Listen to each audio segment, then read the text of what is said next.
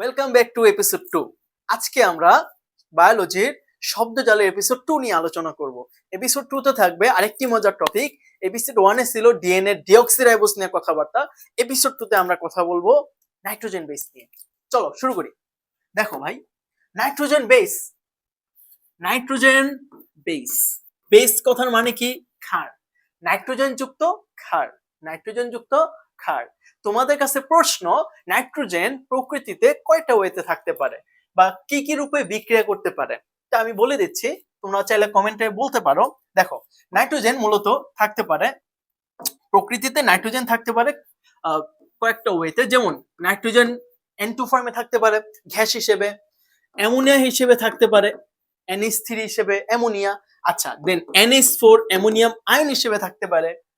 আরেকটা হচ্ছে NH2, এটা হচ্ছে মূলক, নাইট্রোজেনের একটি মূলক। হ্যাঁ, আচ্ছা, এই যে এটাকে বলা হয় অ্যামিন। কি বলা হয়? অ্যামিন। যখন কোনো জৈব যৌগে নাইট্রোজেন যুক্ত হয় তখন এই অ্যামিন ফর্মে যুক্ত হয়।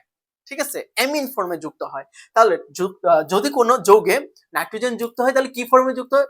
দুঃখিত, জৈব যৌগে যদি নাইট্রোজেন যুক্ত হয় তখন সে কি ফর্মে যুক্ত হয়? NH2 মানে অ্যামিন ফর্মে যুক্ত হয়। ঠিক আছে, আচ্ছা দেখো, তাহলে নাইট্রোজেন বেস মানে কি?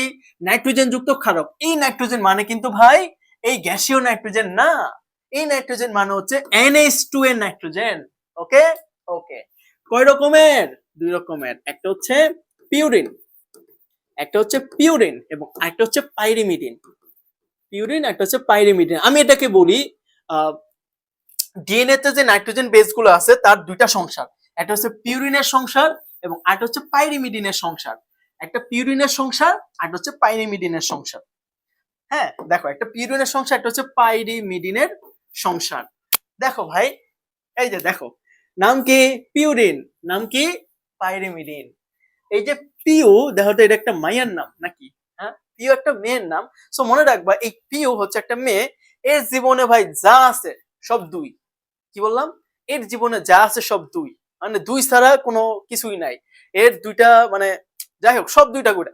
ঠিক আছে, আচ্ছা, তো ভিতরে না যাই। দেখো, এই পিউরিন মানে দুই, অর্থাৎ এ দুই প্রকার। কয় প্রকার? এই পিউরিন হচ্ছে দুই প্রকার। কি কি? একটা হচ্ছে, আমি সংক্ষেপে লিখতেছি, অ্যাডেনিন এবং আরেকটা হচ্ছে কি? গুয়ানিন। একটা অ্যাডেনিন আর একটা কি? গুয়ানিন। এবং এই পিউরিন হচ্ছে দুই রিং বিশিষ্ট। কয় রিং?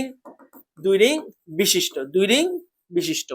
তোমরা এই যে এরকম একটা স্ট্রাকচার দেখে থাকবে, এই যে এরকম এরকম স্ট্রাকচার দেখে থাকবে। ঠিক আছে, এরকম ভাবে। কয় রিং ভাই? এখানে দুই রিং না? তাহলে এটা হচ্ছে কার বৈশিষ্ট্য? এটা হচ্ছে কি? এটা হচ্ছে পিউরিনের স্ট্রাকচার। এটা হচ্ছে কি?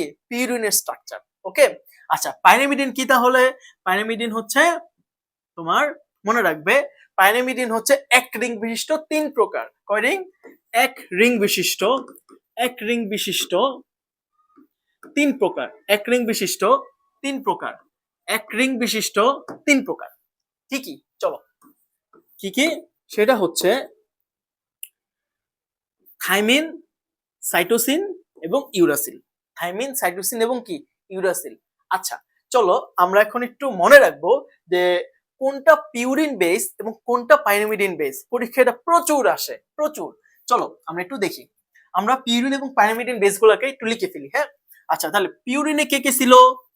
পিউরিনে ছিল, পিউরিনে ছিল এক নম্বর ছিল অ্যাডেনিন এবং দুই নম্বরে কে ছিল? গুয়ানিন। অ্যাডেনিন এবং গুয়ানিন, অ্যাডেনিন এবং গুয়ানিন। এবং পাইরিমিডিনে কে কে ছিল ভাই? পাইরিমিডিনে ছিল তিনটা। একটা ছিল থাইমিন, আচ্ছা, আরেকটা ছিল সাইটোসিন এবং আরেকটা হচ্ছে তোমার ইউরাসিল। ইউরাসিল। তো তোমরা একটা জিনিস খেয়াল করে দেখবে, তোমরা একটা জিনিস খেয়াল করে দেখবে, বলো এই পাইরিমিডিন বানানে কি আছে?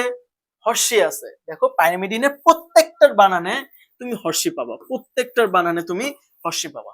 ওকে, অর্থাৎ পাইরিমিডিন বেস চেনার ওয়ে কি? পাইরিমিডিন বানানে হর্ষি আছে, পাইরিমিডিনের প্রত্যেকটার বানানে কি আছে?